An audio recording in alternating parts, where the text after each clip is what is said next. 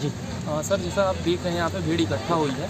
मैं सुनील यादव, मैं बीएड का छात्र हूँ और मैंने सहायक शिक्षक के लिए फॉर्म डाला हुआ है और मेरिट सूची में मेरा नाम है। हम लोग का जो कंसर्न यहाँ पे ये है कि जब इसका नोटिफिकेशन आया था गवर्नमेंट के द्वारा, डीपीआई के द्वारा, जो लोक शिक्षण संस्थानालय रायपुर है छत्तीसगढ़, जो पूरी शिक्षा नीति यहाँ पे संभालती है, उन्होंने जब नोटिफिकेशन दिया 4 मई को, उसमें बीएड के छात्र सहायक शिक्षक के लिए पात्र थे। जब उन्होंने परीक्षा तिथि निकाली, परीक्षा लिया, तो सारे लोग परीक्षा दिलाए तब तक भी पात्र थे। जब रिजल्ट आया उस चीज़ का तब भी सब पात्र थे बीएड विद्यार्थी। इवन जब मेरिट लिस्ट आया था तब भी सारे पात्र थे। अब यहाँ पे बीच में एक केस ऐसा आया कि जो राजस्थान वाला केस था सुप्रीम कोर्ट का, उसका फैसला आता है 11 अगस्त को। कब आया? 11 अगस्त को। और हमारा नोटिफिकेशन ऑलरेडी जारी हो चुका था 4 मई को। तो उस 11 अगस्त के नोटिफिकेशन में सुप्रीम कोर्ट के जजमेंट में ये बोला गया था कि हमारे प्राइमरी टीचर में बीएड वाले एलिजिबल नहीं हो सकते, वो 11 अगस्त के बाद होना चाहिए था नियम से। लेकिन अभी क्या हुआ, उसको बेस रखते हुए हमारे जो छत्तीसगढ़ के डीएड वाले भाई हैं, डीएड वाले अभ्यर्थी हैं, उन्होंने एक केस दायर किया था हमारे हाई कोर्ट में, डीएड वालों को रखें और बीएड वालों को निकाला जाए। तो इसकी सुनवाई हाई कोर्ट ने दी है। सुनवाई नहीं, एक सुनवाई हुई है 2 दिन पहले। उसमें यह कहा गया था कि अंतिम परिणाम अभी डीपीआई द्वारा जारी ना किया जाए। 14 दिन का समय शासन को दिया गया था कि आप इसके अगेंस्ट में जो भी आपको बोलना है वो आप अपना पक्ष रख सकते हैं। लेकिन यहाँ पे सर जो डीपीआई हमारा लोक शिक्षण संस्थानालय है, वो क्या किया है, वो 14 दिन का भी वेट नहीं किया है।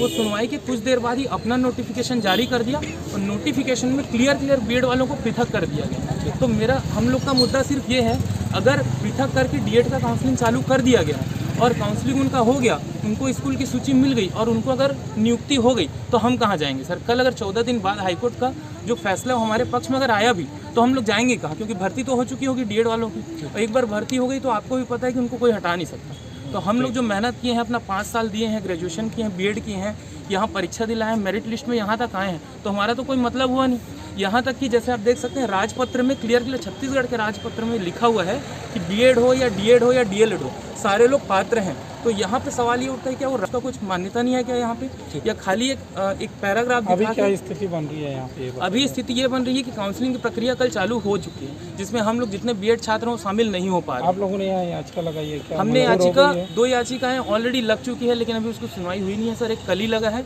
एक कब लगा था, मतलब लगा हुआ है, और आज एक और हम लोग लगाने जा रहे हैं यहाँ पे सारे लोग मिलकर। ठीक है, नाम बताइए अपना। मेरा नाम सुनील यादव है। और एक छोटा सा अपील है सारे बीएड अभ्यर्थी भाइयों के लिए कि कल वापस 25 अगस्त को हम हाई कोर्ट में यहाँ पर आएंगे, शामिल होंगे, इन मुद्दों पे और चर्चा करेंगे। तो जिन तक भी मेरा अपील पहुँच रहा है, मेरा संदेश पहुँच रहा है, वो अधिक से अधिक संख्या में यहाँ आए और हमारा सहयोग करें। मेरा नाम दिव्या चंद्राकर है और हम लोग सहायक शिक्षक में फॉर्म डाले थे। हम लोग एलिजिबल थे पहले, लेकिन जब से सुप्रीम कोर्ट का जजमेंट आया है तो हम लोग को काउंसलिंग से बाहर निकाल दिया गया है और हम लोग काउंसलिंग के लिए ही यहाँ पे आए हैं कि हमको ऐड किया जाए, और मेरिट में हमारा नाम होने के बाद भी हम लोग को हटा दिया गया है। तो ये हम लोगों का मेन प्रॉब्लम है सर। किस तरह का आदेश आया है? ये आदेश ऐसा है सर कि इसमें क्या बोलते हैं, स्टे लगा दिया गया है कि हम लोग अभी कुछ दिन के लिए नहीं कर सकते हैं। इसमें BEd versus BDC versus BEd का एक केस चल रहा था सर सुप्रीम कोर्ट में। तो उसमें ऐसा आया है कि हम लोग प्राथमिक शिक्षा के लिए पात्र नहीं हैं, लेकिन जब ये प्रक्रिया शुरू हुई थी तब तक इसका डिसीजन नहीं आया था सर। ये केस लगा था 2020 में सुप्रीम कोर्ट में, राजस्थान की तरफ से गया था।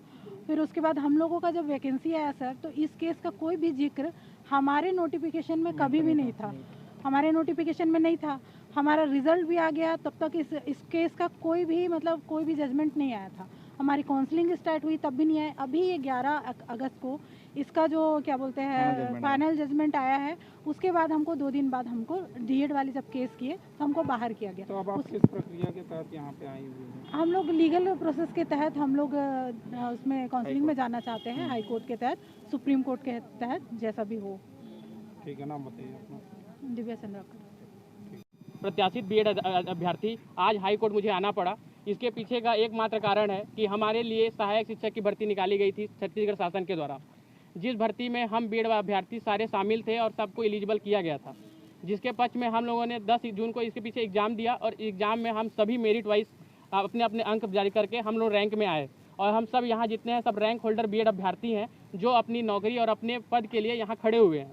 इसके पीछे का राज ये है कि हमारी सरकार जो है जल्दी भर्ती करने के चक्कर में पहले बीएड को अभ्यर्थियों को पहले शामिल किया, शामिल करने के बाद रिजल्ट निकाला, रिजल्ट तक बीएड अभ्यर्थी मान्य थे और काउंसलिंग के 2 दिन पहले ही बीएड अभ्यर्थी को बाहर कर दिया गया है।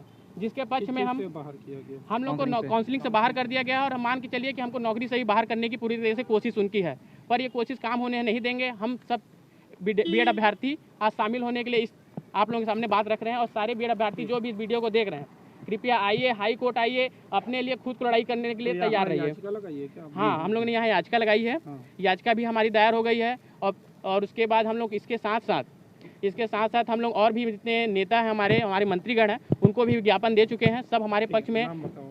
मैं अजीत सिंह।